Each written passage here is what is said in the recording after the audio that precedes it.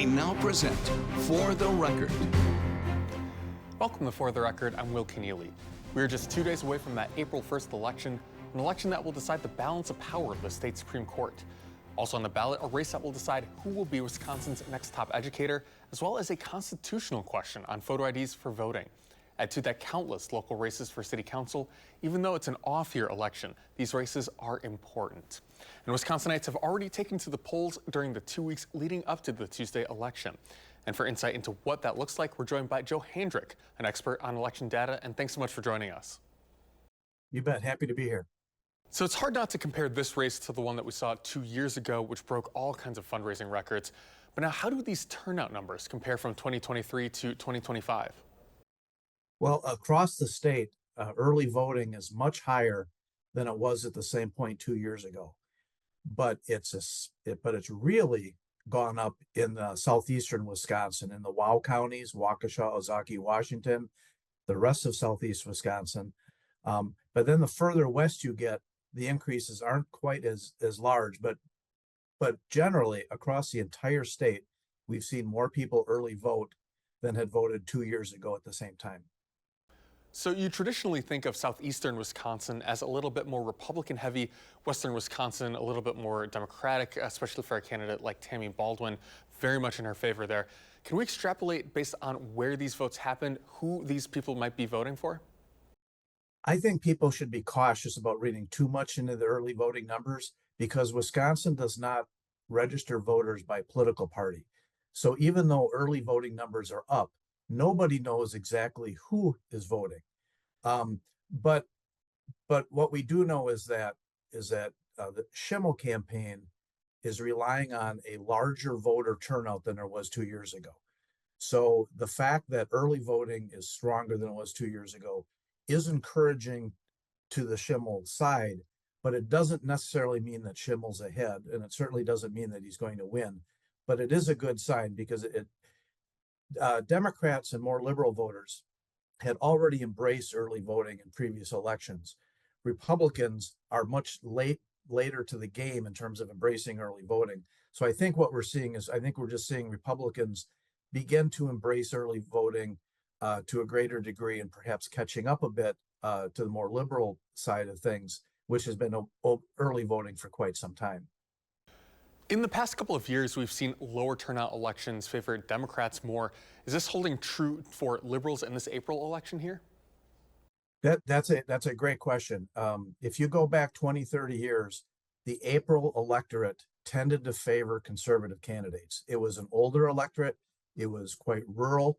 But what's happened since then are two things. One is Dane County, particularly the city of Madison, has become a solid and reliable voting block with much higher April voting numbers than we saw in the past. In fact, sometimes they approach gubernatorial levels. The other thing we've seen is that Waukesha County, which used to be the super red county, it's still a red county, but it's not ultra red like it used to be. The numbers there for conservatives have come down. So in the modern era, say in the last 10 years, I would actually argue that the April electorate actually skews a little bit more towards the liberal side than it does towards the conservative side.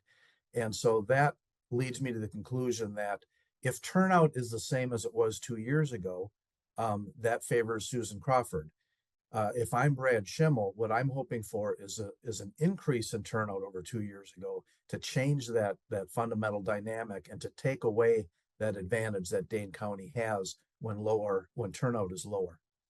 So we certainly have that state Supreme Court race, which is the best known race on the ballot this April. But we also have that DPI race where you have one candidate that's backed by the Liberals, another candidate backed by conservatives. Are those two races as linked as you'd expect them to be? I don't think they're as tied together nearly as much as, say, in a fall partisan election where your U.S. Senate candidate and your presidential candidate are going to run pretty close to each other. For starters, all of the candidates that ran for DPI were Democrats. So there's really not an ideological driver in that race. Both are women. So there's the gender issue isn't there. Abortion doesn't play any role in a DPI race, whereas it is a pretty prominent issue in partisan races and in court races. So I can envision a scenario where there are actually a fair number of Democrats who vote for Susan Crawford who then do not vote for Jill Underly, based on a number of things, based on performance in office, what have you. So I can see a scenario where Crawford wins and Kinsner wins. I could also see a split decision going the other direction. I don't think that those two campaigns rise or fall together. Do you have a sense of how much the constitutional question on this ballot may drive turnout? Well, I think that is one of the things that is driving the early turnout. As we're seeing red counties, the early turnout is stronger than it is in blue counties. And I think that constitutional amendment to protect voter ID, I think, is one of the things driving conservatives to get out and vote. Whether it's going to be enough to help Schimmel overcome that deficit that Dan Kelly had 2 years ago, that's unknown. The constitutional amendment is certainly going to pass because even a sizable number of Democrats support it too. But it's just unknown whether or not it's going to make the difference or not. But it certainly does help the Schimmel campaign. And just generally, any areas of the state that you're going to be watching as these results come in on Tuesday? Any kind of bellwether areas? Well, there are around a dozen counties in Wisconsin that Dan Kelly lost 2 years ago that a conservative candidate simply has to win. And the three big ones are Brown, Outagamie, and Winnebago. We call those the bow counties. Those are Wisconsin. They're not just swing counties, but they're big counties, lots of votes. Brad Schimmel needs to flip those counties, Brown, Outagamie, and Winnebago. So I'm going to be looking at those three. I also always look at Waukesha County. Is it going to go back to being as red as it used to be? Or are the Liberal candidates going to continue to make inroads there? And of course, we always look at Dane. We know it's going to be super blue, but we'll look at Dane more for the turnout. Is the turnout approaching a gubernatorial level, or is it somewhat flat? Joe Hendrick, thanks so much for joining us. When we come back, we go out on the campaign trail to check in with those volunteers working to turn out the vote in the final stretch here before the election. We'll be right back after this.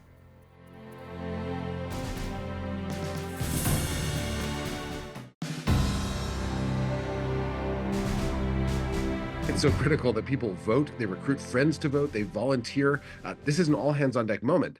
I think if Musk loses, then there's a real chance that he will conclude that this is not working out for him to try to buy this kind of election. And we can go back, it was already intense, but this is a whole different level of intensity. It can go back to something more reasonable in the state of Wisconsin.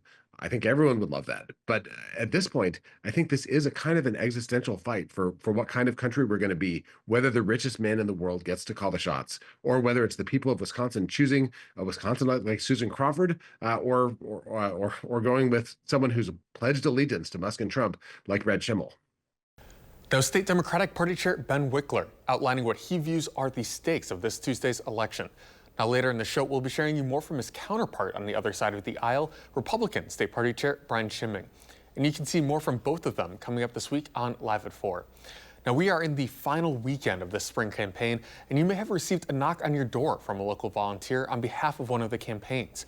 Now, for those volunteers, it's a very personal choice to give up time on their weekend to pound the pavement for one of those candidates.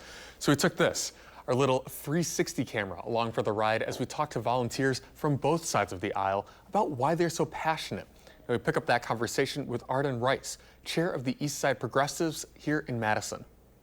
Sometimes I hear some really touching stories at the door from people about why issues are important to them or why certain outcomes have affected them. Yeah, you mentioned you started about 6 years ago. Yeah. What was that like? Well, I started with Northside Action Team in the midterms in 2018. Before that, in 2016, I'd been volunteering with the Bernie campaign, and that was my first experience. And well, after Act 10 with Scott Walker recall, that was my first experience door knocking, and that was a rough way to start. Very contentious. During that time? Yes. Yeah. And I was living in Sauk County, which isn't as democratic as here. So I was working with the Iowa County Dems then, and but then I was just so disheartened by Trump winning the first time that I knew I had to get involved, and I found Northside Action Team and started volunteering with them, and that's when I really started to canvass in earnest on a regular basis. What does kind of organizing look like post-November here for progressives in Madison? Well, I think that there's a lot of frustration and despair initially, and people are trying to, we're trying to tell people to harness that anxiety and that, that terrible feeling in the pit of your stomach that things are hopeless, and channel that energy into doing this work to win this election. And really, we still have a chance to hold back the onslaught of the right-wing changes that are coming through, and we can do that in Wisconsin with the Supreme Court race. So what's kind of the name of the game for this? Is it just turning out people that you assume are Democrats, or is it to try and persuade people? It's more to turn out people that we assume are Democrats, because there are a lot of people that just don't vote in the spring elections. They don't think it's important, or they don't recognize candidates that they're like, well, I don't know anything about the city council, or, oh, it's just some of the races, like 2 out of the 3 alder districts in our area don't even have opponents. I think it's tricky to canvass for the Supreme Court race, because it's not supposed to be a partisan race, and we don't want it to be partisan. But we also don't want it to be bought and sold by oligarchs like Elon Musk. So what would you kind of tell the people who might be thinking about getting out, volunteering for the first time this election here? We have a lot of new volunteers. I'm excited to see that, and the weather's warming up, and people are outside more, and there are more chances to get involved. Lots of people to go out and canvass with you if it's your first time, and it's just a great way to meet your neighbors and commiserate with like-minded voters. Another thing that I think is good is that I really think Madison's a very safe place to canvass. That all the neighborhoods that we go to are safe and easy to find the streets and things. So that's not a concern, and I can reassure people of that. I think one of the biggest barriers that I had to overcome when I first became a canvasser was thinking that I needed to be a policy expert. Oh, yeah. And it's surprising, people rarely want to talk nitty-gritty details. You do not need to be an expert on issues to do this. You just have to make a connection with people, be genuine, be yourself, listen to them, and find a way to relate to what they're saying, and then you can build a relationship from there and hopefully make an impact in their decision making. I'm also just kind of fascinated to when people are out kind of saying, it's a sunny Saturday, but it's a Saturday and it's cold. Kind of what we were talking about earlier. Why is this so important for you now, this April election, to be out here? Because I think a huge number of people feel really hopeless, and they see things changing so quickly, and they're like, what can I do? What can I do? And the courts are our last guardrails, really. It's really pivotal. The Supreme Court was a deciding factor in the Wisconsin Supreme Court was a deciding factor in the 2020 election, and we need to ensure that it continues to be an important guardrail for democracy in this state and in the country. When we come back, we take you back on the road with a GOP volunteer canvassing in Waukesha. We'll be right back after this.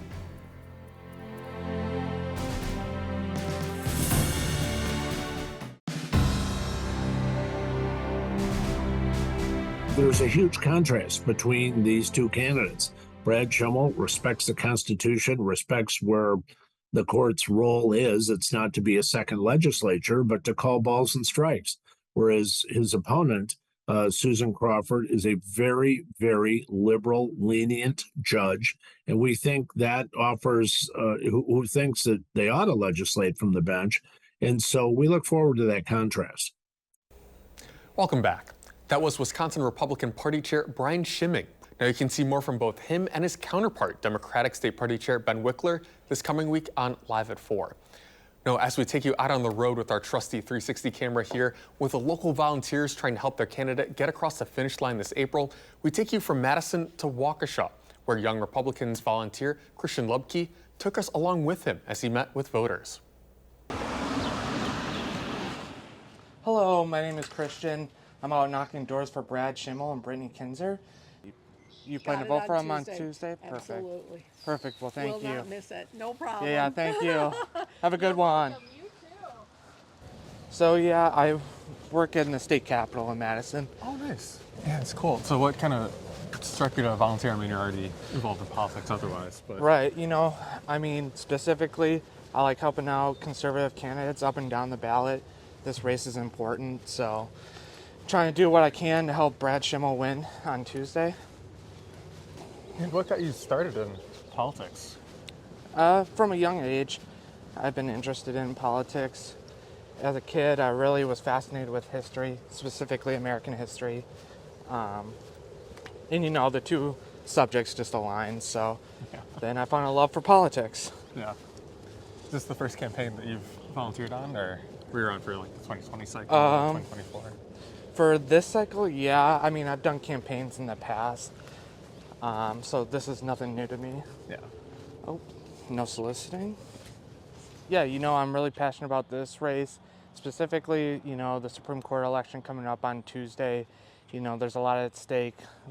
Like we talked before, you know, a lot of conservative reforms from the Walker era and just in general are on the line. Act 10, right to work, and issues like that, you know, have brought a lot of good and saved Wisconsin billions of dollars. So there's a lot on the line, and I'm really happy to be able to get out and volunteer some of my time. So, what's it like, kind of campaign side versus the official side in the Capitol? I mean, so it is different, but at the same time, it's not, because in my day job in the Capitol, I'm, you know, dealing with constituents, helping them out. And on this side of things, it's more, you know, talking to constituents and people and reminding them to vote. So it's different, but, you know, it's all the same because you're trying to help the people, and that's why I really like doing this job. So Yeah. So how have the responses been so far? Gotten to doors. good. You know, I've tried to get out once a weekend for this race, and responses have been good. Talked to a lot of voters last week when we had our national deployment for the Wisconsin Young Republicans, and a lot of people are enthusiastic for Brad, I'd say, specifically in Waukesha, where I've been knocking the doors. So I'm feeling good about Tuesday. How important is kind of that youth voice in the party? Oh, it's huge. I mean, the Wisconsin Young Republicans have done a good job at mobilizing volunteers to come out and do door knocking like this. And, you know, there's something to say when you have a young person, you know, getting involved as much as they are. You know, it shows that they have an interest.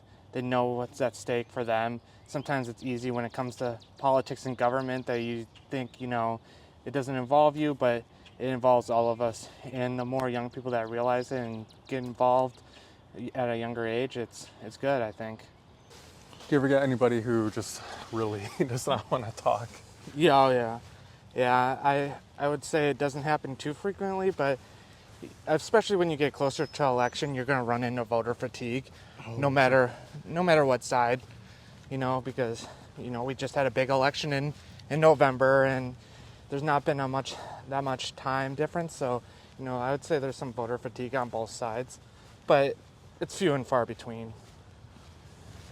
Yeah, how do you, for like volunteering's sake, how do you stave off that volunteer fatigue? Yeah, I mean, I just have a real big passion for doing this, I think. So, you know, I don't mind getting up early in the mornings to go knock doors. Am I tired some days? Yeah, but I'm happy to do it because I'm passionate about Brad, I'm passionate about Brittany, and I really hope they win on Tuesday. What advice would you give to anyone who's maybe thinking about doing something like this but hasn't done it yet? Just do it. You may have your hesitancies. You might, be scared to have a low voter contact going door to door. Sometimes isn't always the easiest, but if you have a real passion for it, just do it. We'll be right back after this.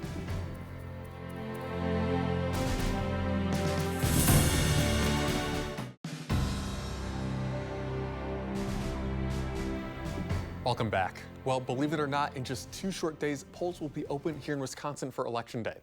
Now, if you have any questions or want to see what's on your ballot, you can visit myvote.wi.gov for your exact voter information. While there, you can also look up your polling place and find your contact information for the local clerk who runs your election. Now, remember, polls are open from 7 until 8, and as long as you are in line by 8, you can still vote. Absentee ballots need to be returned by then as well, and if you vote in person, make sure to bring your photo ID.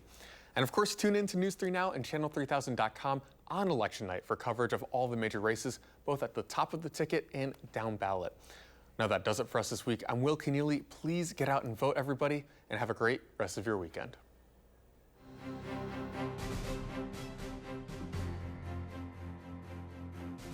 This has been For the Record.